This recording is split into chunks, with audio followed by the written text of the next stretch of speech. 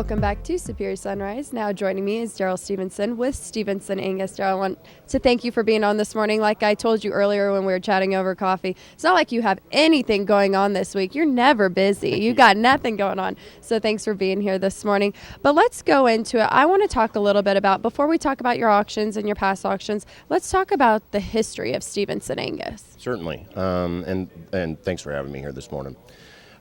The history of Stevenson Angus actually starts several decades ago. My great-grandparents would have moved to central Montana before there was a town or railroad established, and then my grandparents bought their first registered cattle in the 40s. And so Stevenson Angus was established well over 70 years ago.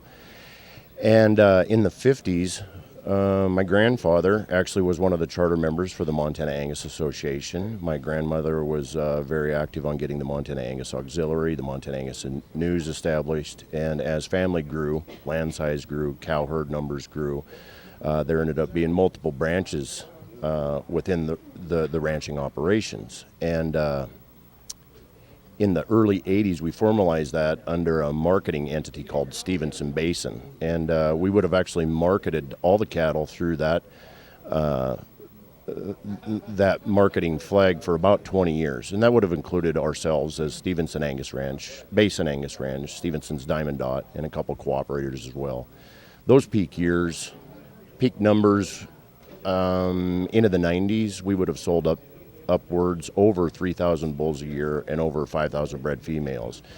As all things go with family and in business, it got to be a monster to handle. And about 7 or 8 years ago, we actually separated that entity and both went back to our independent ranches.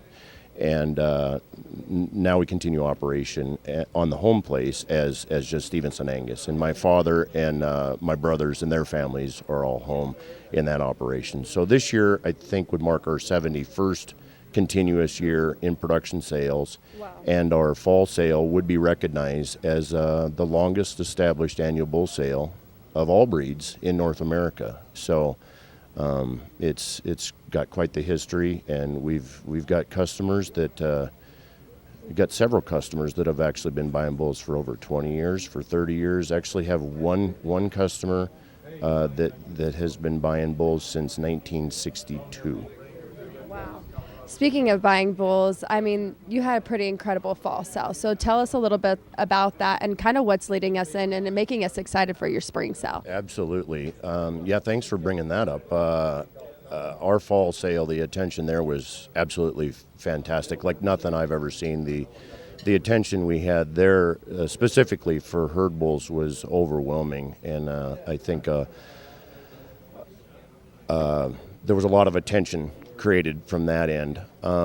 The commercial interest on the Cavanese bulls, the performance bulls, was better than we've ever seen it, but probably what is more unknown than people that are paying attention to it is realizing that they can purchase high-valued genetics at affordable prices.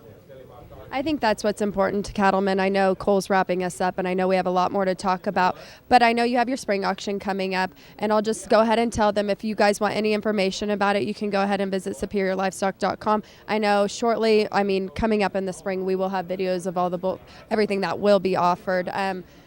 You guys have an amazing operation, and you have the genetics that go to prove it, that back it. And I just want to thank you for being here, because being a part of the Angus Association and the Angus breed, you guys are really well known because of your forward thinking and everything you put forth and back into the Angus Association. So I want to thank you for being here today. When we come back, some more special guests. Don't go anywhere.